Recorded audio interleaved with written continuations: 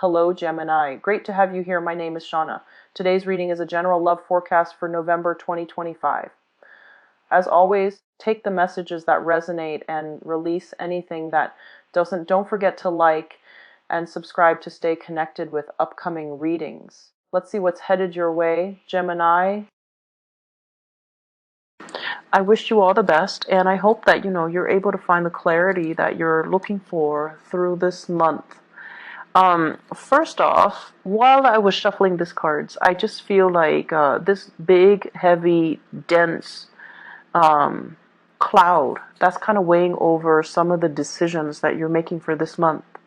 I'm also feeling like pressure around the chest area, and I feel like this might be a situation that is where your heart and your head are not in alignment with each other. It's sort of like, on the one hand, I have to do this because, it's expected of me. But on the other hand, my heart is being pulled in this other direction. So what do you go with, right? And hence the head and the heart tension.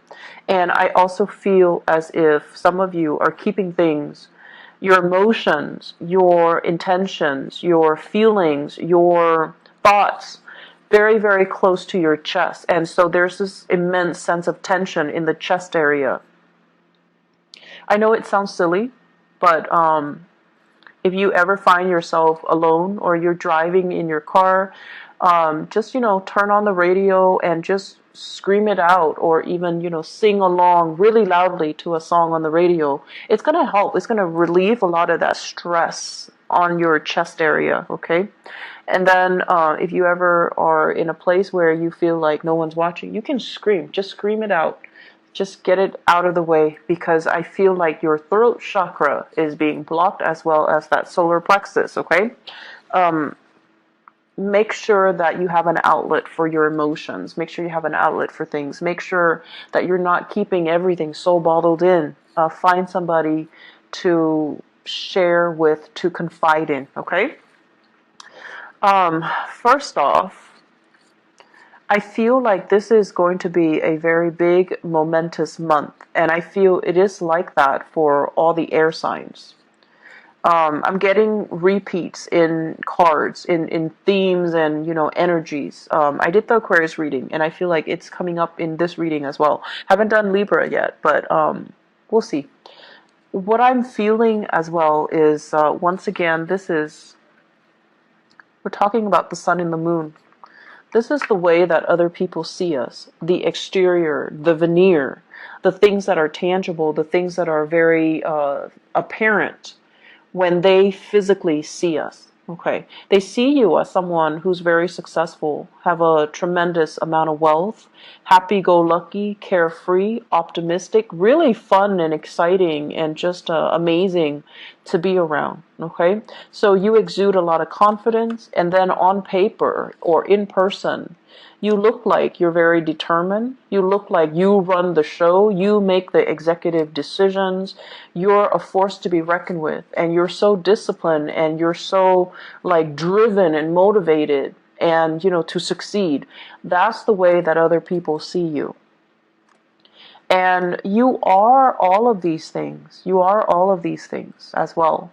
So on the surface, this is what it is. But then beneath the surface, what I have here is the moon in the reverse position. And I feel like it's almost, the sun and the moon right on top of each other in perfect alignment. And it just seems as if, the professional life, everything's going really well. But emotionally, something is bothering you. Something is missing. And it could even be that sense of, where's my tribe? Where are my people? Where is that one person that can, complete me? As a sign of duality, like you and the Piscean people, you want that strength in numbers. You want that person that telepathically you can communicate with, kind of like the twin, the alter ego, or the person that just like instinctively just gets you. You don't have to say more than like, in 10 words or less. They just get you. You don't have to over-explain. You don't have to argue. You don't have to school them on, what you're thinking. You don't have to worry that they're going to judge you. You don't have to worry that they're going to treat you, like super nice to your face and then stab you in the back. So you're looking for that kindred soul connection, that soulmate. And I feel for many of you, it can feel, as the sign of duality, it can feel very empty and lackluster when the other person's not in the picture. So what I feel is there is somebody here that is in your life that you feel this way with, you have this perfect affinity with. But for whatever reason, there might be some things. It could be your professional life that's preventing you from coming together. You're kind of conscious about, how is this going to look professionally? Is this going to, hinder my progress professionally?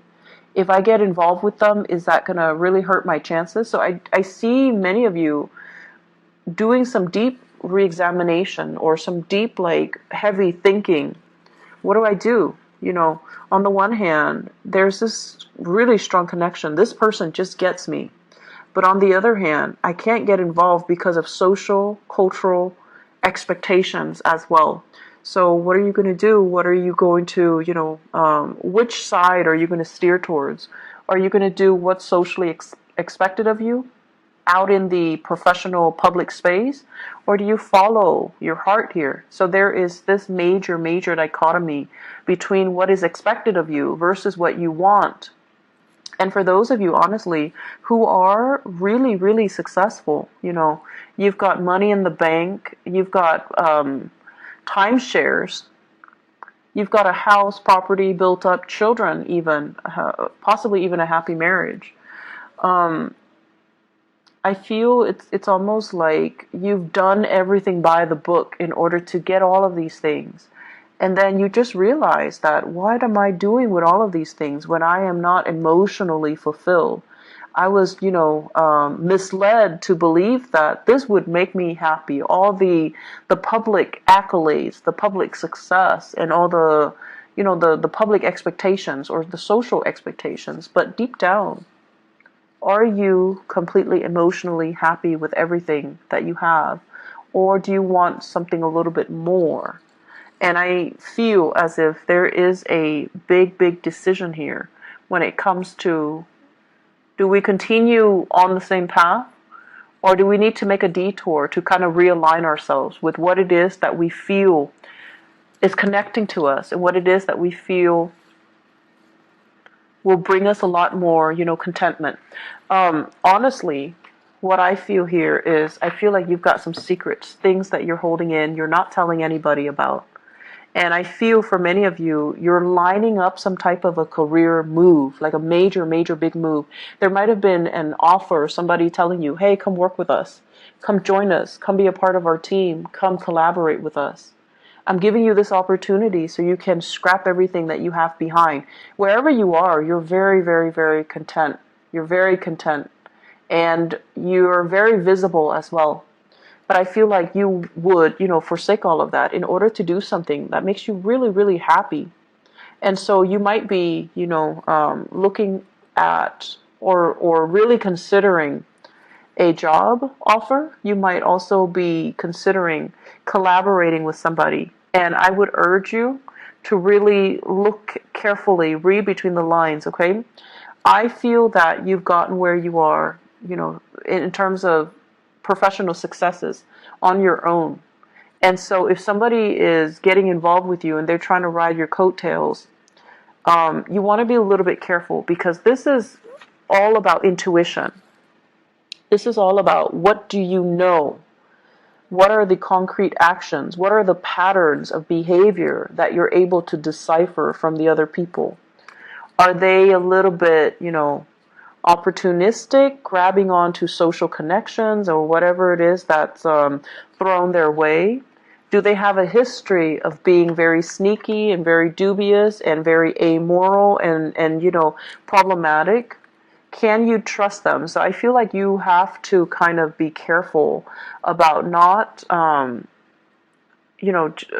getting involved in something just because on the surface, it looks nice, or you have a very special affinity towards somebody. Soul connections, honestly, we have many soulmates. Soul connections, I feel they can feel very out of this world. They can feel very, very strong. They have this magnetic pull. And, deep down, you guys are hopeless romantics. So you're always scanning the horizon to find that soulmate. Just don't be duped, okay? Just don't be duped that your need to connect is so great that you overlook reason, okay? So especially if you're dealing with someone who has a track record, that's not so great. And especially if you're dealing with somebody who has a history of being very opportunistic, of being very gossipy, of being very, very like vocal and just uncooperative. And especially vocal when they are uncooperative. So these are considerations that you have to take into account when you're trying to, decide whether or not it's a good time to start a new venture. With this High Priestess situation here, I feel for many of you, it's kind of like mum's the word. There are things here that you're just handling on your own. You're not really wanting to collaborate with other people. You're not telling other people. You want to take care of on your own, which is very, very admirable. But the people around you, you're keeping them in the dark, and that kind of scares them. So they're going to be picking and prying for answers because they want to be let in. They want to be, kind of like let into your inner sanctum so that they can understand what you're trying to do or what you're trying to achieve.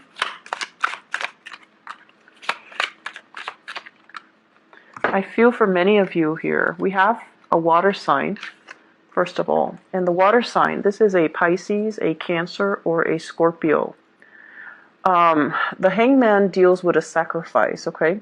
This can be a sacrifice for the greater good or the sacrifice to appease another person. Many of you are involved here with a water sign, Pisces, Cancer, Scorpio. And this is a relationship where I feel like, as an air sign dealing with a water sign, I feel like they're making very great emotional demands on you. They could also be very emotionally like kind of up and down as well. When you're with them, they feel very secure. And then when you're out of the picture, they feel very insecure. And so the majority of the time you're spent, trying to figure out how to appease them, how to stabilize them, how to reassure them. So the relationship is all about expending a lot of energy to calibrate this person. And it doesn't really leave much room for you to grow professionally. It doesn't leave much energy and resources left for you to develop on your own. And so you have this person that is really caring. And I feel as well, if this is not a love relationship, it's somebody within your family unit that you really care for that might be undergoing some type of health issues, or they are affected by some health issues of other people that they care about, and they're not operating at their best for this month. So there's like heavy dealings with this water sign, and it just seems to me as if there are things that you're not able to tell them. There are things that you're trying to help them with, and I feel like it's becoming a big burden on you, and you're not able to voice and verbalize the fact that, I'm a little overwhelmed. I don't know what else I can do. Can you take care of yourself? Like, I just feel like it's a situation where emotionally it's a little bit too overwhelming. It's a little bit too heavy and too overwhelming, and I feel that it's making you uncomfortable. I have as well, wow, yeah, water signs. But let me talk about this. Not seeing eye to eye with your partner. Not seeing eye to eye with your partner. One person wants to be intimate. The other person is busy. One person is like feeling amorous, and the other person is like dealing with the kids, for example. So it's like the timing's really off. And this can be a very, very good connection, assuming both people are on the same page and looking at each other and having the time to really invest in each other. But when it's like this, it's almost like night and day. You might be geographically separated from your partner, and there is still like there's lingering, or there's some type of a temptation from your partner in some way. There might be a third party coming into the picture. I'm also sensing as well, some of you might be dealing with this earth sign here, Taurus, Virgo, Capricorn, Sun, Moon, or Rising. And this can be the person that is also emotionally very, very distraught. They're emotionally unstable. They're very concerned. They're very worried. The things that they are worried about, as is the nature of the King of Pentacles, they're worried about their public image. They're worried about their finances. They're worried about, their livelihood and the really superficial things that you don't think really matters in the long run. So you're dealing with somebody like that, and I feel like they're looking for answers, and they've got you a little bit emotionally just out of sorts, okay? It's like you have to answer to this person, and they're relentless. They don't really take no for an answer. They're relentless. And if it's personally affecting their financial stature or their professional image, they're not going to take no for an answer. They're going to be very pushy about, getting an answer out of you. And I also feel as well, it's a third party coming between a couple. Third party coming between a couple. So you've got a lot of things that you're keeping hidden for this month. And I also feel as if the people that you feel like you can confide in, they're not there. Okay? And I almost sense like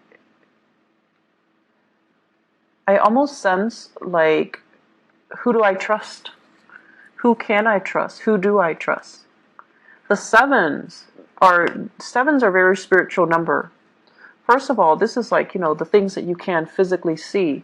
And then this Seven of Swords here deals with paranoia. Things that are going behind the scene, possibly things happening behind your back that you're not really aware of. Excuse me. And so there's a lot of things here about, things that are under the radar, things that are under the current, not knowing who to trust, not knowing who to confide in.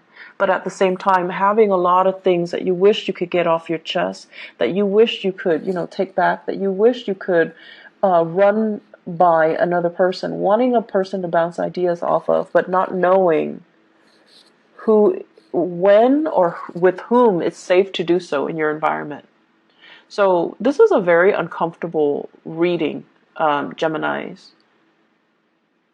And I wish I had like a little bit more of a celebratory energy for you guys, because, just for your birthday time. But I feel as if you've got a lot of, it's like you're in this little fishbowl and everybody's looking at you. And you're very highly visible, very, very visible. And you're also, on display, and it can feel very uncomfortable. So what you do, what you decide to do, whatever course of action you take, you have to be extra careful about, backlash, about misinterpretation, about people taking what you say out of context, about defending yourself as well, and knowing when to fight a battle and when to, not make something into a battle. So it's like pick your battles, but at the same time, it can feel very, very uncomfortable. So what I feel here overall is needing to get things off your chest. You know who your friends are. You know who you can trust. And I feel like you have this intuitive sense of knowing that something is right for you or who is right for you. And those are the people that you're going to need to confide in. The other thing I'm sensing as well, I feel like someone is leaving the workplace. Someone that you can confide in or you really, really trust is leaving the workplace, okay? And I'm seeing it here with this moon card. So professional life, something is gone. Something that brings you a lot of emotional stability is someone is leaving the workplace.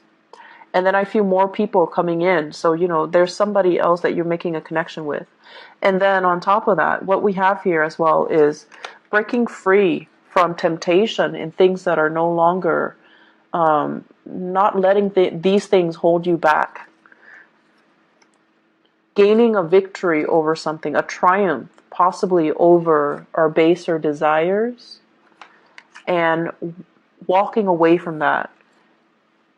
And whatever that has kept you very, very stuck. And I feel like, this deals with just temptation. This deals with negative influences. People influence you in a negative way, or even, the scramble for wealth and resources and money, where you kind of fell astray, where you kind of you felt like someone was making promises that you would make this much, and then you waited and waited and waited for it to come to fruition, and then they led you astray. So this is the month where you definitely can free yourself from these restrictions. I do see a lot of temptation here, okay?